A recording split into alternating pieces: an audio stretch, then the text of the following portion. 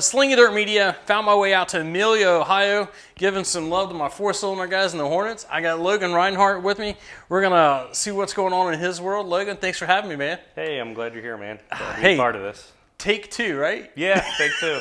We only did half the show the first time around. Only half. Yeah. It's good. Sometimes there's learning curves along the way. Yeah, it just means this one will be better. We're more prepared now. Let's hope so, right? Yeah. Hey, so I don't know a lot about these cars, so you're going to have to fill me in as we go. Right. I know there's big differences. Mm-hmm. They seem like they're big differences. To me, I know nothing. So help me out here. Is this where you started at? Yeah. That's the first car I've ever had on dirt. On dirt. Yeah. Okay. Yeah. So you didn't grow up around racing, nothing like that. You didn't do go-karts. No. I had like the home built go karts. Okay. Yeah. The backyard, the typical backyard karts. Yeah. I rode those around backyard at the parents' house. Had a little track back there, but nothing sanctioned. Just out there having fun stuff. Yep. Okay. Yep. So what the heck made you decide, hey, I want to go racing? I can't remember if I was with my father-in-law or with my dad, but I was older. I was late 20s and went to, I think it was Moeller, and got to watch the late models and the mods and all that. And then the Hornets came out, and I was asking, what is that? And I think it was my father-in-law. He said they're the little rice burner cars, 4 cylinders. Yeah. And I was like, I'm going to get one of those. And he was like, yeah, okay, sure you are. So You just knew right then that was you. yeah, I was like, that looks like fun. That looks fun, yeah. Okay. So got on Marketplace and found one that was turnkey for like $900. Turnkey, 900. Good old Marketplace. All I had to do was put a seat in it. And so I went and got it, put the seat in it, went to my first race, and where was this at? Your first Moeller. race? Okay. Moeller, yeah. First race at Moeller. Yeah. Okay. Yeah, so I went the first race, and I think I got lapped twice in the heat race. Wait a minute, twice in the heat race? Yeah, it was pretty bad. I don't have any kind of background in racing. My family doesn't really have any background in racing, so me and my dad are kind of. So you didn't have like an engineer and a crew chief and all that? No, so Jimmy O'Toole was actually a pretty close family friend. Jimmy, yeah. So we asked him if he could come with us on the first night. Yeah. But he's used to, the mods and all that. Doesn't really know a lot about these, but he just was there to show us okay, it's your turn to go line up, go get in the chute, get in the car, get ready. This is what you're supposed to do. Point you in the right direction. Yeah. But in that first heat, I didn't know anything, so I put all the tires at 45 PSI. Yeah, that's what you would think, right? Yeah. Okay. Yeah. Obviously, that's not the right answer. No. I couldn't figure it out, and because everyone just kept saying, "Oh, you got to have a Cavalier. You got to have a Cavalier. That's the best one to have." Yeah. Well, I had the Cavalier. Why am I not doing any good? Why is it so far off? Yeah, and I can't remember who it was. Somebody told me that I needed to put an Ecotec in it. I don't know what that was. I had a push rod. I couldn't tell you the difference either. Yeah, I had a push rod engine. I didn't have the Ecotec, so I was way down on horsepower. So that. And I would imagine these kind of cars, a little bit of horsepower makes a big difference. Yeah, if you make if you've got 10 more horsepower, that is huge. That's huge. Yeah, that's huge. Yeah, especially when I feel like probably these cars are so equal as it is, so a little bit can mean a lot. Yeah, just that little bit of, acceleration off the corner. Or, sure. That makes carrying momentum, anything. Yeah, it makes a huge difference. So we raced that car for probably 6 or 7 races, and then we got rid of that, and we built a Focus ourselves, and that was fun. But then we weren't really doing that well with it. We were doing okay, but just not getting the results you wanted. Yeah, it's still fun, but eventually you want to do better than 9th place, 10th place. Yeah. So we went to an Ecotec Cavalier, and it's been a whole lot better. Okay. So now you got the Eco and you got the Cav.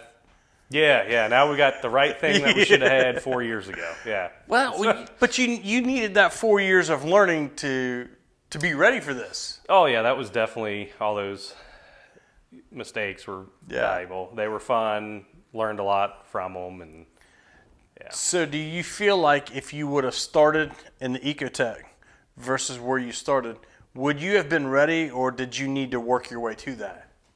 I think having seat time in a inferior car was worth it. It made you look for different ways to get around the corner. So I was down on horsepower, so I was looking at suspension stuff and playing with tire sizes and like kind of getting that stuff in my head, so that when I got the when you get the real car, you already know you need to play with these things and find the setup. So I definitely feel like there's some things that you need to learn to walk before you run. And I didn't know if something like that is that the case in this versus being just thrown into a Ecotech Cavi that's ready to rip. Hey, I got to be able to learn how to get to that rip first. I'm glad it happened the way it did, because a lot of nights I was kind of riding around the back by myself or with some other guys that was getting laps, were new. Just getting experience. Yeah, so if like you made a mistake, you didn't take somebody out of the race and start making enemies, because I seen it this last year. A couple new drivers that just went out and bought like turnkey proven winner cars, and like they're just all over the place making enemies like missiles. Yeah. I mean, I get it, Rubbin's racing, but like some of these guys, man, just you need some seat time, you need some laps, you need I could not imagine, and it happens. I guess it happens every day. There are people that go out and spend the money, have the money and can do it, and buy the best, and whether they start in a full blown modified or late model, it's like, maybe that's not where you should start. It's almost like I get that you can afford that, but your talent is not at that level yet. It's almost like when a kid turns 16 and they get a car. Are you going to give them the the Mercedes when they're 16, or are you going to get them? Are you going to put them in that Corvette sports car to start with, or are you going to put them in an 04 Cavalier? Right. There you go. There you go. So I wouldn't have changed anything with that. I'm glad it happened the way it did. Okay. So it's worked out. So this is the Ecotech Cavi. Yeah. Have you had this car on the track yet? Yeah. I've, Okay. So you got some time in it. Yeah. Okay. And you're happy? Yeah. I'm pretty happy for the most part. Okay. This coming season, you normally just race at Moeller. Yeah, do you get to travel around? Do you get to go in any other places as well? Yeah, I've raced a couple other places. Last year, we were going to do the Ohio Valley SCDRA thing, but they had some schedule changes, and like I had already planned on days off work so I could go to this one. And then the schedule changed, and then some tracks canceled outright. So we didn't get to do the full schedule like we wanted to, but I ended up going to Jackson, Mudlick, Brush Creek, and then Moeller, Florence. Yeah. We talked a little bit about Florence off camera. How you like that place? It's a lot different than Moeller. Yeah, so like the facility and the venue is like pretty nice, but I'm terrible every time I go there. I've won a heat race there, but outside of that one heat race, I mean, I'm like last place. What am I doing here? Yeah, I can't do anything there. So I've had this conversation with somebody before, and this guy, he was a late model guy, Tim Tungett, and he told me, he says, man, I love that place, love going there. He said, I just do not have the Florence mojo. He said, you gotta have there's something about that place you just gotta have. He says, I ain't got it. He says, I can win about. This was 20 years ago. He's like, man, I can win just about anywhere. He said, but I cannot win at that place. Yeah, it's wild. I can't figure out 3 and 4. 1 and 2, I've got it pretty well. I can gain ground on the guys in front of me, but 3 and 4, I mean, they might as well just. Isn't it amazing how different two opposite ends can be? When from the grandstands, they probably look like they're pretty close, but on the racetrack they're a lot different. Yeah, I've got some friends that they don't know anything about racing, and they're like, "Why are you going to different tracks? Just they're all the same. Just race at that one." I'm like, "They're not. They're not the same. Not at all." Yeah. So Florence is definitely fun to race at because it's a bigger track, so you get to go a little faster. But whatever you need for it, I ain't got it. Yeah. What about Lawrenceburg? Do you get to hit Lawrenceburg any? I did Lawrenceburg in my Focus. I haven't done it in the Cavalier, but I love Lawrenceburg. But until they got these new owners, I wasn't legal there, and then I just didn't have time to go this past year. But this year, I'm definitely going to go back to Lawrenceburg. And it's also that's another one. You talked about being legal. It's like, man, you would almost think, and then from a guy who, like I said, I don't know these cars, the ins and outs. There's some basic stuff I know. But it's amazing how it's the same class, but how are they not legal? How's this legal? How's that not legal? Yeah. I was always afraid to go to Lawrenceburg because I heard they pulled vacuum, just make sure you didn't have like wild cams or something like that. I don't want to. Last thing I want to do is drive all the way to a track, go through TAC, and then they tell you can't race because you didn't, you weren't legal on something. Yeah. So that's kind of one reason why I avoided going out there. And then they've got different stipulations. They had different stipulations on like the suspension setup you could have, and I wasn't going to change it for one race. Just because you go there once every now and then or whatever. Yeah. But it's definitely one of my more favorite tracks. I've raced there. That place is a nice facility. Yeah, top notch. Oh yeah, it's definitely the nicest facility I've been to. I'm excited to get back there again this year. One of the first modifieds that I had, and I bought a modified that was turnkey. Basically, put my motor in it and go. And I went to Lawrenceburg, and I was learning a lot about the modifieds. Didn't know, and so come to find out, my lower A-frames had been drilled a lot, had been lightened up. They were just stock factory lower A-arms that had been drilled through to lighten them up. Well, I don't know if it said anything about it in the rules or whatever, so I go to Lawrenceburg. I flip my spoiler down because at the time, Florence and Lawrenceburg was the biggest change was you could run a spoiler at Florence, but you couldn't run a spoiler at Lawrenceburg. So on the piano hinge in the back, you just unbolt it and flip it down and re-rivet it to the side, and now you've got the 5-inch or whatever piece that was required for a UMP back then. So, okay, that's easy enough. So I do that, and I go through tech, and the guy sees all these holes drilled out, and he says, "Man, you can't do that. I can't let you run that." He said, "That's not legal here." And I'm like, "Man, I hardly ever come here. I can't go. He says, "Well, you're going to have to go change them before I let you run." I said, "Okay, give me just a little bit. I'll be back before my heat race." So I go to the trailer, and I knew I would keep like some black paint, just some touch up for whatever stuff. So there happened to be a roll of masking tape. I always forgot to tape something up. So masking tape was real thin, real smooth. It didn't have the ridges like the duct tape has. It's got like the little checks from the threads in it. So I get back to the trailer, and I take some brake clean, and I clean them off real good so that the masking tape will stick. So I threw that masking tape on there, and man, I made it look good. Then I took that spray paint and painted them all up, and I kicked a bunch of dirt and dust on them. Looked like an old shitty pair. Yeah. Then I went and got a hot dog or something, and a little bit later, right before the heat race, I took it around. I said, "Man, I just got it done." He says, "All right, you're good."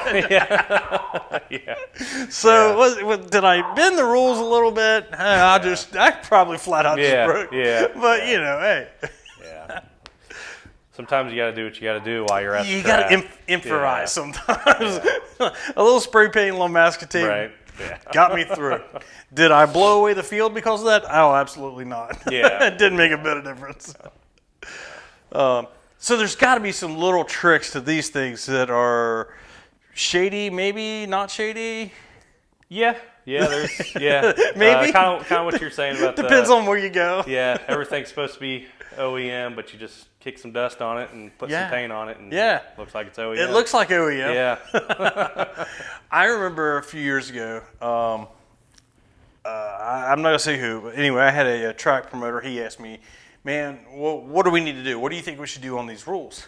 I said, you do not want to ask me what I think about these rules, because I would have like 1 or 2 paragraphs, and it would be all about safety, and everything else I care less. I said, if these cars are only getting paid $300, if they want to spend $20,000 to win $300, that's their problem, not mine. Yeah, exactly. That's how I looked at it. You know, yeah. I'm not saying that's right by any means, but it's like, wow, I didn't realize how much you can put into these. Well, you kind of mentioned the problem is like you can't, like, pretty much our rules now say it has to be stock appearing. Mm-hmm. I mean, that basically leaves the rule book Stock wide appearing. Open. Yeah, leaves the rule book wide open Wide for open. anything internal. But Here's a blank check. Yeah, yeah. But if you say the car just it has to be 100% stock, well, what exactly, you know, one, how can you really police that? Yeah. And 2, how much stock are we talking about? Like, can you... How much stock are we talking about? Because like in the front wheel drives, you can you weld the differential together to lock the transmission. Okay. You know, is that, I mean, it's still stock. I just, you know, I altered it. Is that, you know, it just runs down this big rabbit hole of... Sure. So that's... There's a big can of worms that get opened up all over the rules. Yeah, yeah. So I don't, you know, I don't know what the right rule set should be for these, but I don't think stock, I don't think that's really anything. It's kind of like the Crown Vic guys. I think they're going through this right now because that's a pretty new class. Yes. And I'm seeing some... So they're probably getting into all of those same things. Yeah, I'm seeing some Facebook drama on there about they want it to be 100% stock, which means no tuned computers, no... Right. You know, changing all... But how do you check if you have a tuned computer unless Sure. you've got to like trade with a different guy every night Yeah, or something? yeah. Hey, that's not a bad idea. I'm not against everybody bring a car and then you pill draw to see which car you're going to be. No, yeah. That's never going to happen. Whose computer you're going to get. Yeah, that's never going to happen. But I mean, I don't know. Is that the wrong answer? Yeah, I mean, I would love a stock class, obviously, so we don't have to spend any money. But I think it's just impossible to. So could you see yourself going from this to maybe a Crown Vic? No. No. Maybe not a Crown Vic. Maybe something else, but probably not a Crown Vic. Okay. Nothing against those guys. I just don't like them. Okay. Like Okay. It's not for me to drive. I think they're a little, for somewhere like Moeller where I race all the time, I think they're maybe a little too big Okay. or something. Yeah. Okay. I would love to get in a sport mod. Sport mod. Yeah, I would love to. Yeah. I just, There you go. that price difference is just a little too much for me. And, you know, that price difference would be me, like, just getting on the track. That's not even, like, being competitive or trying to get some wins. That's just, okay, you've got a sport mod now. Yes. So it'd be hard to go from being, you know, somewhat competitive to being not competitive. It just wouldn't be fun. I started in, like, the Super Dirt class, Super Dirt stock. They were kind of like in between your pure stocks, and they weren't a modified by any means, but they were a clip car. They had a sheet metal body on them, kind of, I guess, by the end, they were a late model looking body on a street stock, basically. And some of that was I remember the days of, having to go down to Bob's Used Auto Parts down on Kellogg and, having to get parts from the junkyard that you needed for your street stock. Yeah. Then versus going to a modified, it's like, yeah, you're not getting junkyard parts anymore. Yeah. It's buy parts, and these parts bolt on, and it's way different. Not a lot of fabricating anymore. It's just buy the bolt-on stuff. And I loved that. I mean, I missed hanging out with some of the junkyards and going and finding the parts. That's a whole different fun in its own. But it just seemed like it was so much easier to work on stuff. Yeah, I mean, that's kind of the thing, too, is like you can get Rock Auto stuff for this all day long, really cheap. And like you said, if you get a sport mod or late model, there's no Rock Auto. There's no Rock Auto for those. There's no $20 control arms. Right. Anything like that. You're calling up one of your local racing supply houses and saying, "Hey, Larry, I need something." Yeah. Whichever Larry you want to. Yeah. And then, hey, Larry, I need something. Not to mention the tire bill on those things. Yeah. Oh, yeah. Gosh, tires it's a nightmare across the board. I guess things have gotten a little bit better. since we've gotten away from COVID, I remember there was a few years it's like, man, it's hard to get tires. And prices of tires are ridiculous, and it's like, I hope this problem goes away. Yeah. Sooner than later. Maybe one day, but I think for the next year or two, we're probably locked into a compact. Okay, so you're gonna stay with the compacts for a little bit. Yeah. Anyway, I mean, not saying that something couldn't change, but there's interest there in making the sport mod transition at some point. Yeah, I mean, if you want to, I'll get a sport mod. If you want to put Slingin Dirt Media down the side, we can work something out. Yeah. Yeah. What about the legend cars? Those are pretty cool, but I think they're more expensive than these, and they race for less money. I think they might be in both, what you said, but they are a little bit, I mean, back to like the modified where everything I feel like is a bolt-on situation. It's almost, I hate to say the word factory, but yes, it's not like altering or fixing this, which I mean, I'm sure there is some altering and fabricating some of their own stuff, but nowhere near like I feel like this or the street stock class where you're having to create and make your own stuff. You know, those little cars are fun. They're a fun car to drive. They look really fun. I just cheap speed. Oh my God, that is cheap speed right there. Yeah, they definitely. I haven't like compared lap times on those versus like a mod, but I gotta imagine they're probably somewhat close. There are nights that they're fast. Yeah. I would say definitely sport mod-ish fast. I don't know about the full-blown mods, but, man, you can wind those little guys up. Yeah, they're sweet, man. I'd like to drive one. I just don't know if I'd like to own one. To own one. Yeah, or to swap into that full-time. Yeah. I have said, and maybe in a couple of different conversations, if I was going to own a race car, another race car, it would probably be a legend car just because they're all – yes, everything's got a lot of work to it. Everything's got maintenance and all this, but there's so much less work, I feel like. And I've had guys tell me, man, I've loaded this thing in the box, not get it out for 3 weeks, unload it at the racetrack, wipe it down, and still go out and win. Yeah. Like, that's my kind of maintenance program. Yeah. That low maintenance stuff is definitely nice. Yeah, I mean, I don't know how teams and guys have the time that it takes to spend. I mean, I feel like a lot of people don't realize how much time you spend going through and maintaining a race car. Yeah, I mean, even that's the other thing is I couldn't imagine with a sport mod or a mod, but even with this thing, like, you know, checking just stupid stuff like checking the plugs, changing the oil, making sure all the bolts are tight because they work themselves loose. It doesn't matter how tight you make them. Every day. Yeah, I mean, just doing your normal checks on it, and then if you do get in an accident and you got to fix something, I mean, it's if you want to race a full season for points, it's a job, grind, man. It's another job. Yeah. Would you say it's probably safe to say bare minimum, you're going to spend a half a day? If you had 1 day designated to it, you're going to spend a half a day, if not more, just between the wash and the maintenance and the checking the oil or changing the oil or whatever. Yeah, usually. And that's even on these cars. I mean, it's the bare minimum. Yeah, so I mean, usually I keep I keep the trailer at my parents' house. So after racing at Moeller on Friday, I come here, unload it on Saturday morning. Right. And like you said, do the wash off, check the fluids, check the plugs, all that. Yeah. Tighten everything up, get it ready for next week. And I mean, you start at 8 o'clock Saturday morning, and you're done at 2 or 3. You kind of wasted your Saturday. I mean, you still got some time, but that's a perfect night. And now you didn't run into anybody. You don't have to replace anything. And see, that's kind of the advantage, I guess, of racing on a Friday night. You still have your weekend. Yeah. Versus a guy that races on Saturday, that's pretty much his whole day if Saturday is going racing. Yeah. Now you've only got Sunday to do all this maintenance work and have family time. Yeah, that's probably the other thing is I might make it to Moeller or to Florence or Lawrenceburg a little more often if it was on a Friday, but Saturdays for family time. The wife and kid, Yeah. How many kids do you have? 1. Got 1. Yeah. Boy or girl? Boy. How old? 8. 8. Yeah. Okay. What's he think of the racing? He goes and he hangs out, and some nights he's a little more invested than others, but I mean, he plays, racing games on PlayStation all the time. But, Right.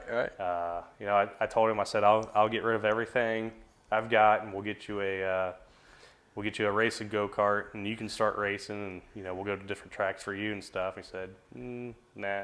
I was like, are you kidding me? If my parents would have said that when I was your age. Right. Yeah. We'd have been a different story. Yeah, definitely. Okay. So he don't have the bug yet. Not yet, but he's still young. Yeah. Okay. So he plays sports. Yeah, he plays soccer. Okay. Yeah, I coach him in that, and that's kind of his thing. He likes, ball sports, I guess. Yeah. He's wanting to try football next, and yeah. Okay. So. Now the important question: what's the wife think? How well does she like it? Oh man. On camera, I'll say she loves it. Yeah. On camera, they all love it, right? Yeah. No, she likes it. She likes to go and support me, but my son doesn't always want to go, and I'm not going to force him to go. Yeah. But she likes to go and hang out and watch. Okay. Definitely. Yeah. She doesn't like traveling to the other tracks. She just likes going to Moeller. That's it. Yeah. Moeller or Florence. She won't go anywhere else. Okay. But I don't blame her. Yeah. All right. So let's talk a little bit about Logan outside the race car. Tell me about that guy. What's that guy like? Pretty boring. American guy, yeah. Average guy. Goes to work every day. Yeah, work a construction job, and that's about all I do. Where do you work? I work at Service Master. I'm a project manager, so if your house burns down or floods, I'm the guy that coordinates getting it fixed. Oh, okay. Yeah. I had to deal with one of you guys. Yeah. Maybe not your company, but I've had to deal with that time. We had a house fire a few years ago on Christmas Day. Oh, man. Yeah. Talk about an experience. Yeah, so I get to see everybody at their worst, Yes. Nobody's ever happy to see me at their house because that means something bad happened. Something happened, yeah. Nobody ever calls me just because they. Hey man, you just want to come out and hang out, they have always a beer. call me because their life is turned upside down. So no one's ever happy to see me. Right, Story of my life. But when you're in that position, you need somebody that you can't call. Yeah, I mean, a lot of people they don't know what to do. They don't know how to deal with the insurance company. Some guys they can fix it themselves, but like your grandmas and grandpas, they can't fix it themselves. Sure. And they need somebody that's not gonna take advantage of them or put them through the exactly. So I was smart enough. I told my wife when we went through that. I said, look, bear with me. Have some patience. I said, there's a lot of money I can save. I can do a lot of this myself. Mm-hmm. But I am definitely smart enough to know the stuff that I can't do or I don't want to do. I will happily pay somebody to have it done right. Yeah, we deal with that stuff too. People that want to save some money on their deductible or whatever, so they want to do some of the stuff. Sure, man, I get it. I'd want to do the same thing. Yeah. But, what I try to remind them is, if you work, you still got to go to work. Yeah, then you got to come home and work. Well, insurance is only going to put you in a hotel for so long, and then they're not going to pay for it anymore. So, are you going to be able to get that done in the time frame they give you? So, there's a lot that goes into it. But there is. Yeah. So when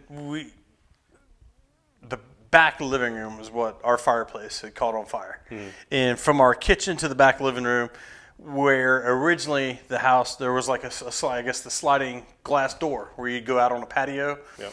The original owners built onto the house, and this back living room, family room, had the fireplace and everything. So it was a really nice addition to the house.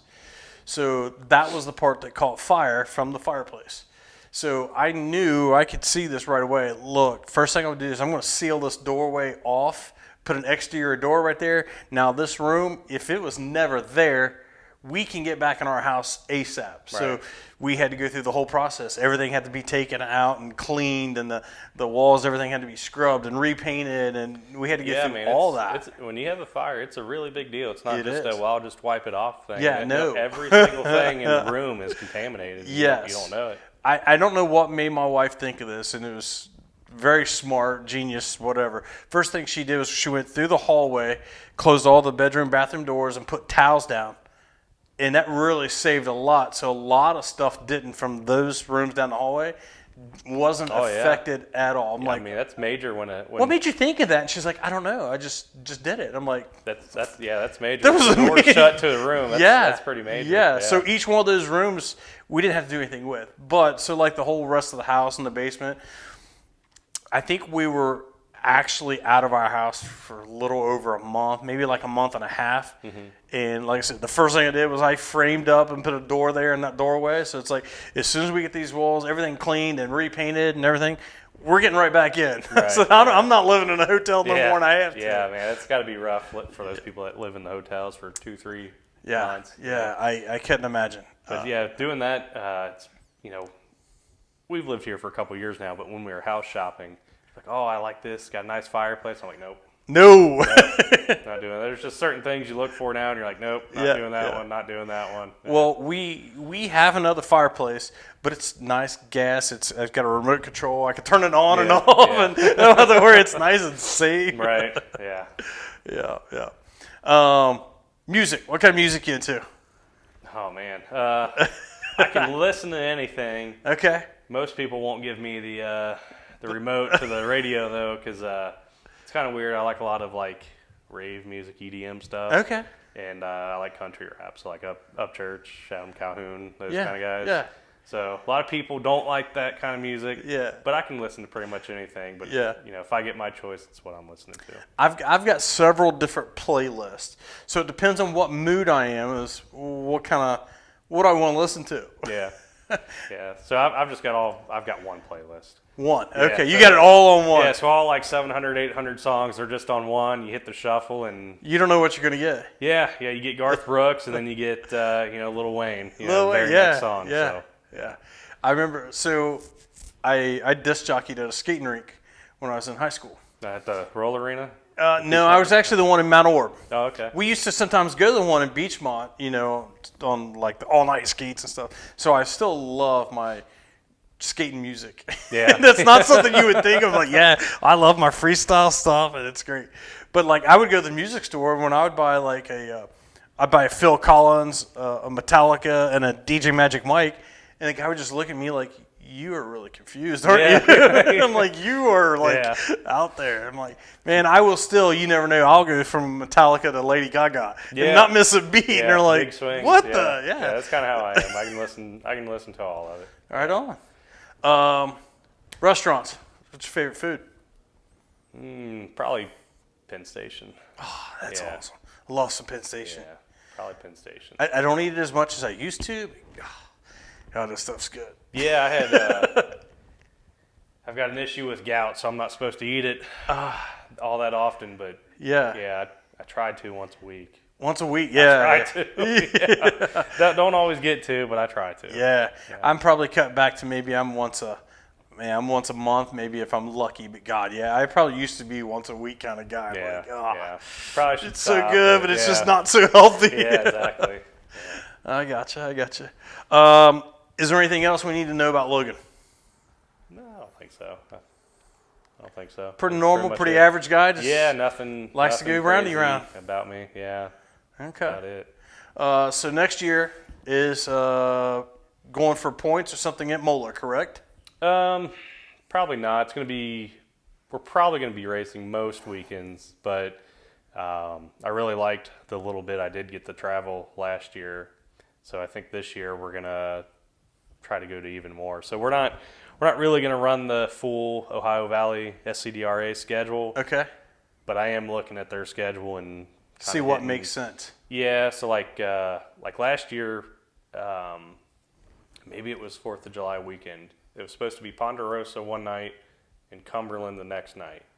And so I had a cabin and stuff lined up. We were going to go down for the one race and then stay at this cabin all night and then hit the next one, and that ended up getting canceled. So those are on my list to hit this year. I don't know. I just want to see new tracks. Yeah. It's always fun seeing new tracks. Yeah, I haven't really gotten to see outside of Moeller, Florence, and Lawrenceburg. Up until last year, I had never gone somewhere new. Yeah. So this year, like I said, I went to those three, and then Mud Lick and Brush Creek and Jackson. I got to watch. I didn't race, obviously, but I went to Gateway. That was cool. So, now that I've seen a couple more tracks, I'm like, oh yeah, I want to go see even more tracks. I want to see even more tracks. Yeah. So I think we're going to Atomic this year. They've got a big Hornet race. Okay. Yeah. Right now, my schedule looks like I'm going to see 6 new tracks that I've never been to. Okay. And as long as that happens, I think that's going to put my track list in the 90s. That's a lot. I think I'm at like 7. It's a lot. It's a lot. I've been to Eldora. That's pretty nice. Okay. Yeah. Yes. Eldora's pretty cool. It's probably still one of my favorite tracks. Yeah. It might have been the second track I ever went to. One of the deals where I didn't really know what it was. My father-in-law took me and wife up there, and Yeah. I remember looking at the ticket stub. It said like $120 on there, and I'm like, geez, this much to go see a dirt race. So I don't know what we were at. I was just there. Probably, I'm going to say probably the World 100. Yeah, that might have been it. But at the time, I didn't know shit about what I was looking at. So I was at something big and didn't even know it. Yeah. Didn't even know it. Yeah, had no idea. I haven't missed a World 100 since I was 16. Oh wow, that's a lot. Yeah, that's a lot. So I've been there a few times. That's a lot. Yeah. I'd like to go back there now that I know a little more what about it is. Yeah. I just really like the racing is not always perfect there. I mean, it's like that dirt racing anywhere you go. There's some nights that are better than others. But man, when that place is on and the guys are just mixing it up, and it can put on a great show. Yeah, it really can. Yeah. So. Yeah, it just being like the crown jewel of our sport. Yeah, just kind of makes it like you kind of have to go there, like Gateway. Even if you're not into like late models, I would still recommend. This being my first year having gone there, I'd recommend to other people if you like racing of any kind, you'll probably like. It's a different atmosphere there. Yeah, and if they could fix I don't really know what they can do, but if they can fix the issue with the cars going through the fences, setting up, hour-long intermissions, if they could fix that, it'd probably be the best.